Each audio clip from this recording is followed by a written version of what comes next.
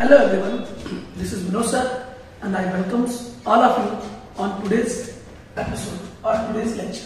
In today's lecture, today we are going to start part 20 lecture on topic insurance and annuity. This is the second topic of mathematics and statistics 12th commerce. Now today we are going to solve question number 4 from question number 4 of miscellaneous exercise 2. इसके पहले हमने part 19 तक पूरे लगभग miscellaneous topic को पूरा cover किया है, लेकिन क्वेश्चन नंबर 14 से लेकर क्वेश्चन नंबर 24 तक हमने कवर किया 18 पार्ट तक। 19th पार्ट में हमने बनाया है first, second and third question का सॉल्यूशन। आज 20th पार्ट में हम मैक्सिमम क्वेश्चंस को आज कवर करेंगे और उसके बाद हमारा लास्ट पार्ट होगा। इस टॉपिक को हम एंड करेंगे 20th part. So let's start the topic. तो today's question is question number 4। Quite interesting question. A merchant takes fire insurance policy to cover 80% of the value of his stock. Stock worth rupees 80,000 was completely destroyed by fire, while the rest of the stock was reduced to 20% of its value. If the proportional compensation under the policy was rupees 67,200, find the value of the stock. सो हमें find the value of the stock, that means property value of stock निकालना कि stock की property value कितनी है। तो एक merchant है जिसने अपनी प्रॉपर्टी को इंश्योरेंस कराया 80% तक कवर करने के लिए, तो पॉलिसी वैल्यू जो है 80% है। हमें निकालना है value of the stock, that means property value. So let the value of the stock be rupees x, कोई प्रॉपर्टी वैल्यू जाएगी। Therefore the policy value is equals to 80% of policy value, property value. Property value जितनी value property की होगी उसकी 80% तक क्या किया उसने, फायर इंश्योरेंस कवर पॉलिसी लिया 80% तक।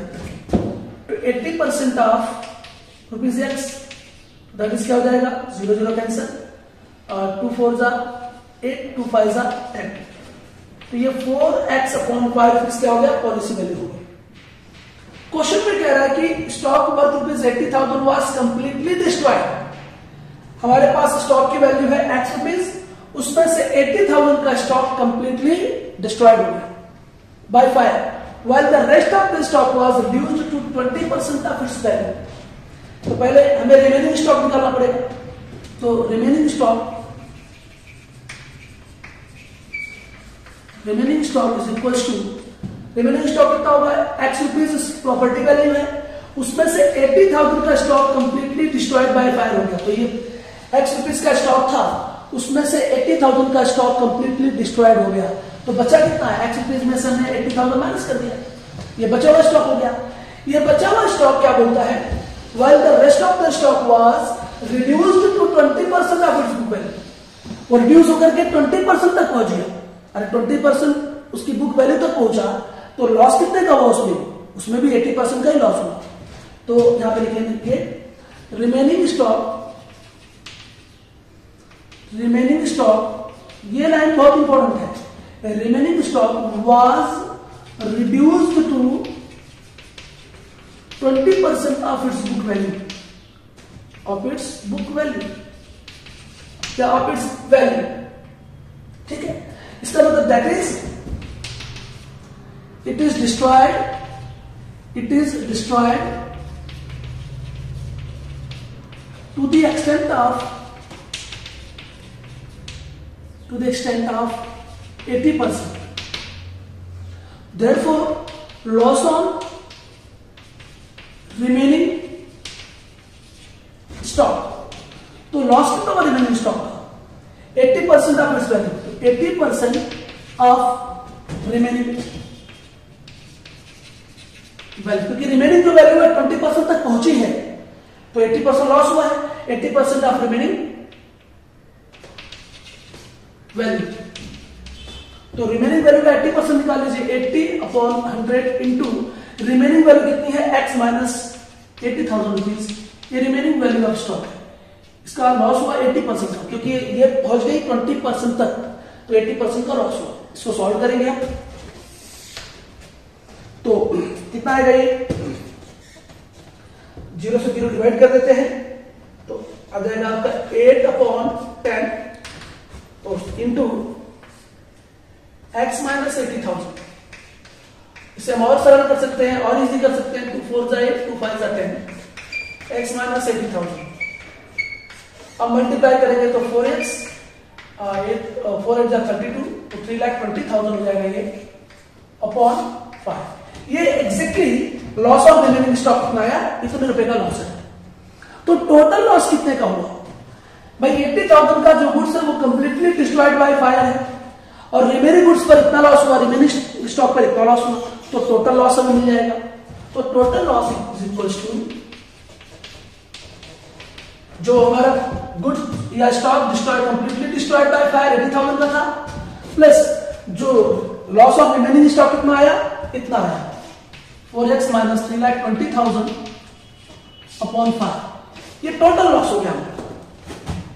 अब जो मर्चेंट है उसको कितना, if the proportionate compensation under the policy was rupees 67,200, यानी कि मर्चेंट को इतना कॉम्पेंसेशन मिला 67,200, तो मर्चेंट को अगर इतना कॉम्पेंसेशन मिला है 67,200, तो ये क्लेम का अमाउंट है। तो हमारे पास फॉर्मूला है, claim equal policy value upon property value into loss, और हमारा आंसर आ जाएगा इसमें। इसको हम रख के सॉल्व करेंगे, x की वैल्यू मिलेगी, वही हमारा क्या होगा, आंसर होगा, the value of the stock मिल जाएगा हमें। तो ध्यान दीजिए यहाँ पर, यहाँ पे ध्यान देना, मर्चेंट रिसीव्ड रुपीज 67,200 एज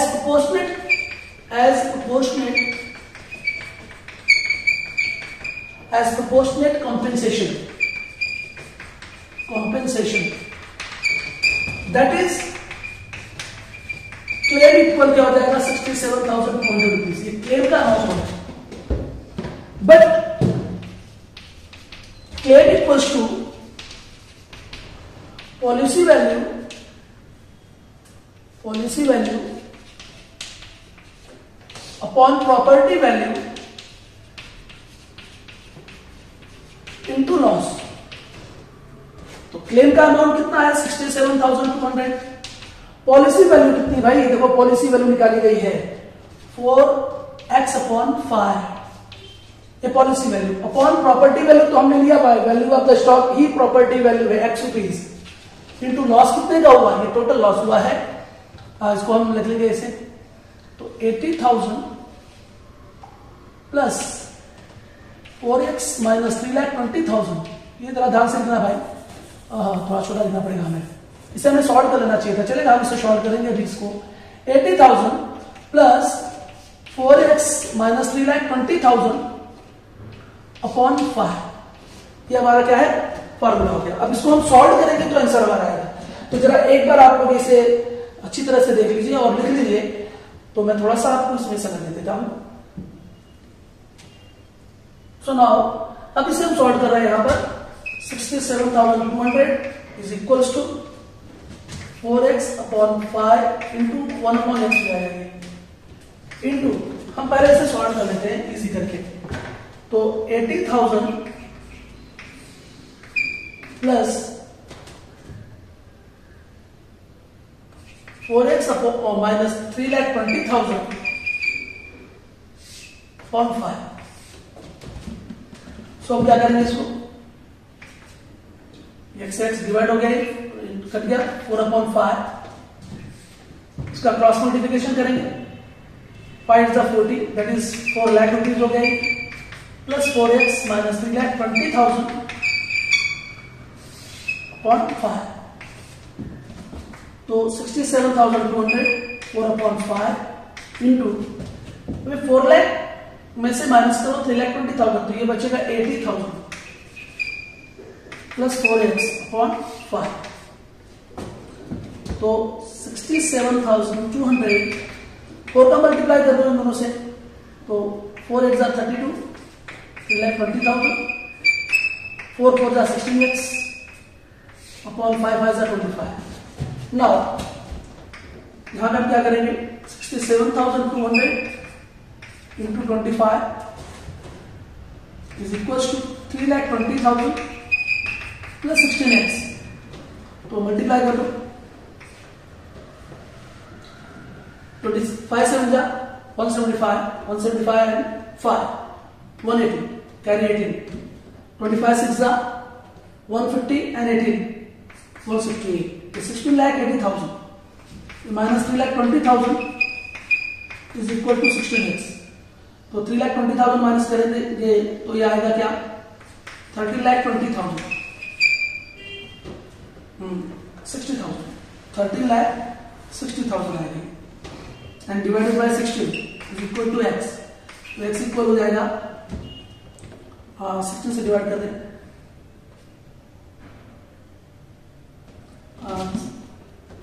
16 से डिवाइड कर दें.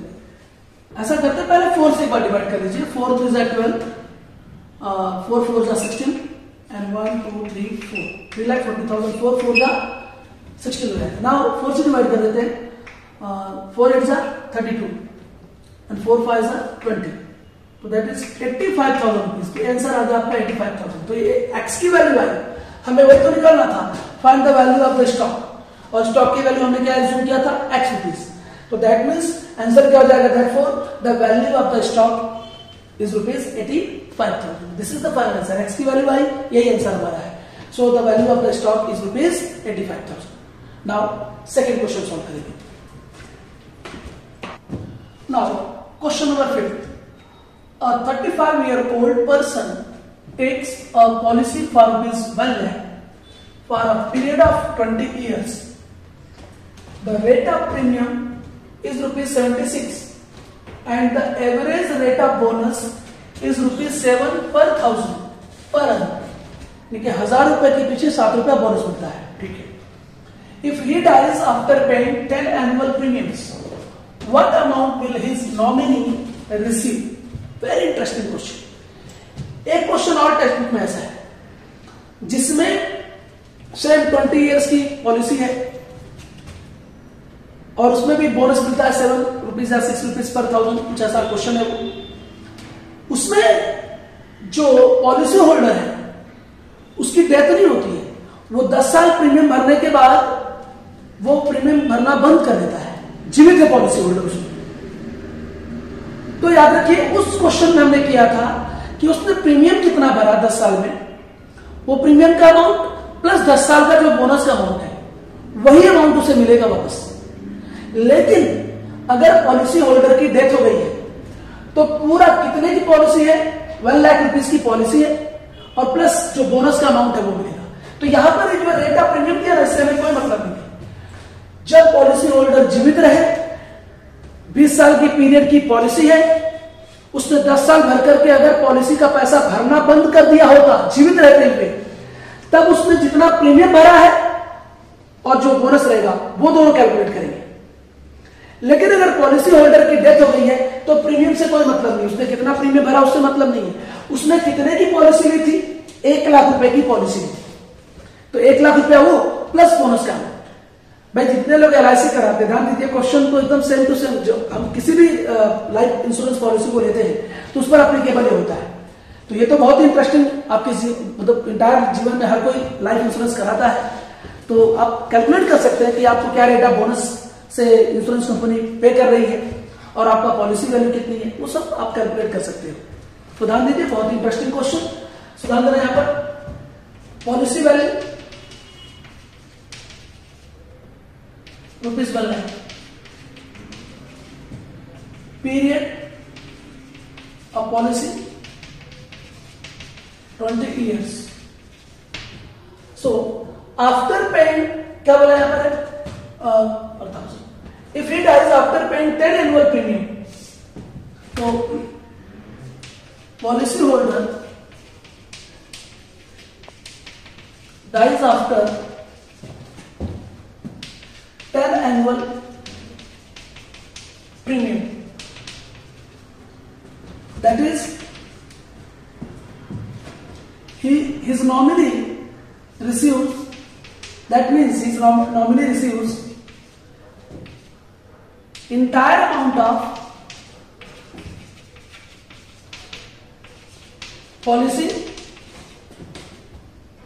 plus bonus. तो देयरफॉर पॉलिसी वैल्यू तो 1 लाख रुपीज है, अभी बोनस कैलकुलेट करना है। Therefore amount of bonus equals to, amount of bonus is equals to ₹7 per thousand, ₹7 per thousand of policy value. तो 7 रुपीज पर थाउजेंड, तो 7/1000 रुपीज हो जाएगा ये, into policy value 1 lakh rupees की है। तो ये 30 से 30 कैंसिल कर दीजिए, ये 700 रुपीज उसको क्या मिलेगा, बोनस मिलेगा। 1000 रुपए के पीछे 7 रुपया, तो 1 लाख रुपए के पीछे उसको मिलेगा 700 रुपीज का बोनस। तो 700 रुपीज बोनस का अमाउंट प्लस 1 लाख की पॉलिसी, तो हम कहेंगे total amount received by nominee is equal to policy value 1 lakh plus bonus का अमाउंट 700। 1,07,00,000 रुपीज जो है वो नॉमिनी को मिल जाएगा after 10 year. So nominee will receive ₹1,07,00,000 after 10 year. उसके डेथ के बाद नॉमिनी को 1,07,00,000 रुपीज मिल जाएगा।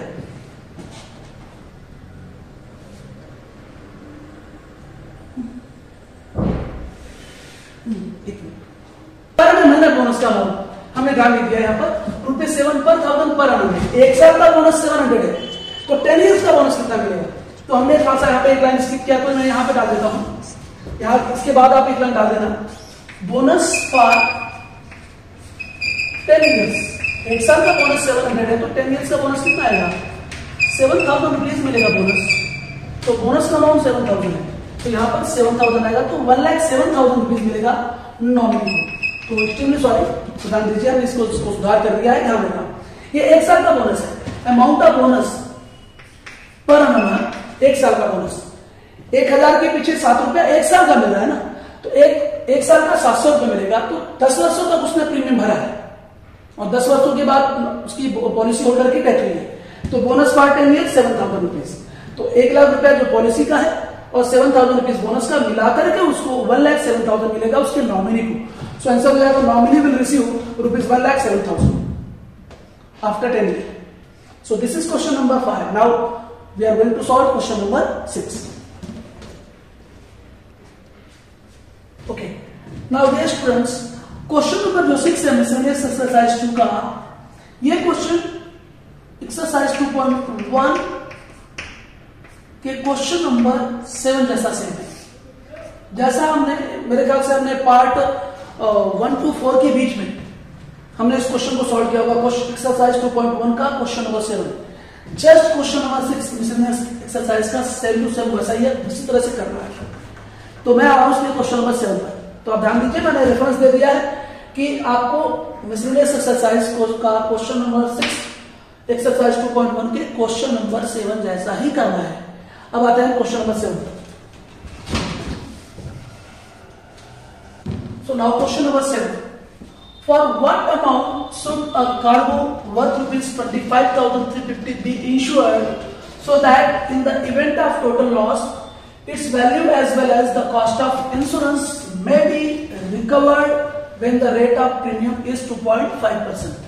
देखा गया तो ये भी क्वेश्चन, इस टाइप का भी क्वेश्चन 2.1 एक्सरसाइज में कराया गया है, बट मैं इसे सॉल्व कर देता हूं। ध्यान दीजिए यहाँ पर, तो यहां पर दिया हुआ है क्या,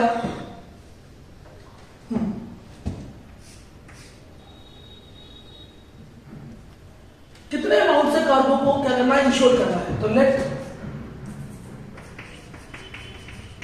the policy value of cargo be ₹100 and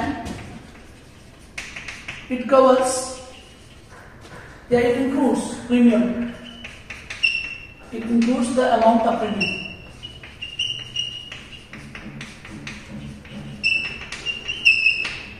Therefore, property value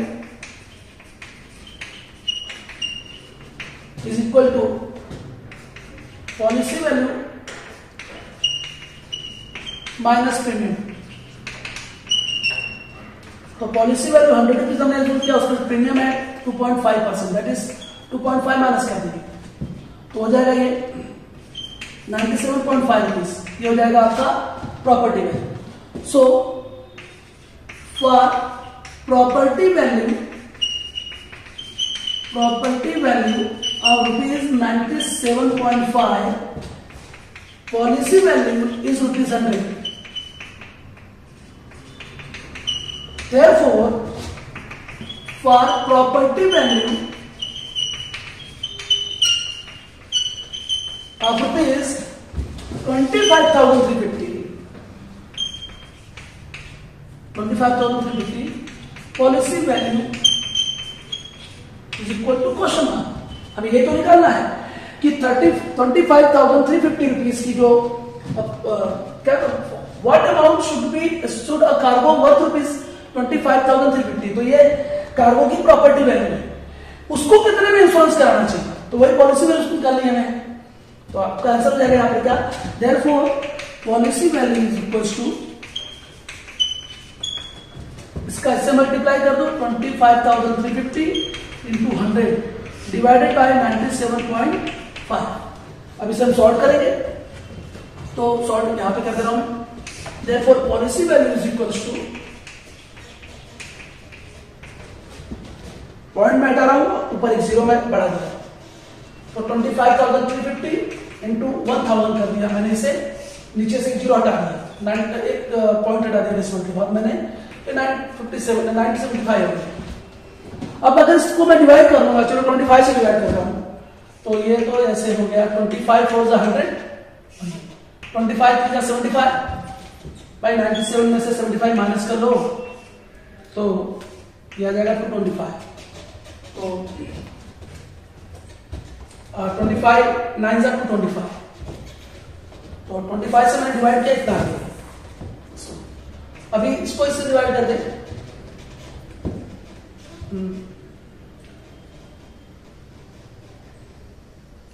13 से डिवाइड करें, 13 से डिवाइड हो गया ये 25, देखो फटाफट हम डिवाइड कर लेते हैं, टाइम वेस्ट नहीं करते हैं। 13 हो गया 13 2 1,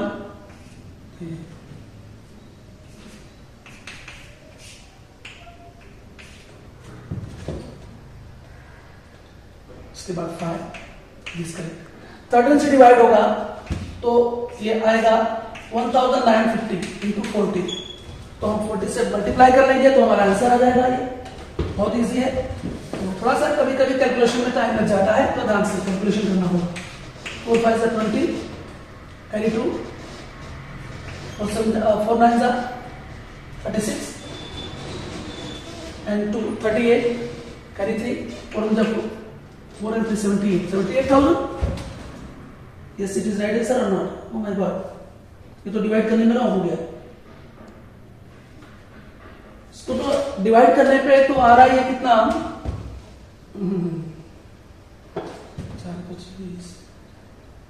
इसका आंसर कंप्लीट करिए, इसको डिवाइड करने पे आएगा आपका 26,000। थोड़ा हमने गलती की होगी तो जरा सा उसको सही कर लेंगे आप, 26,000 आंसर है। ये प्रॉपर एकदम है, तो आप इसे करेंगे तो आपका एग्जैक्टली आंसर आएगा कितना, 26,000।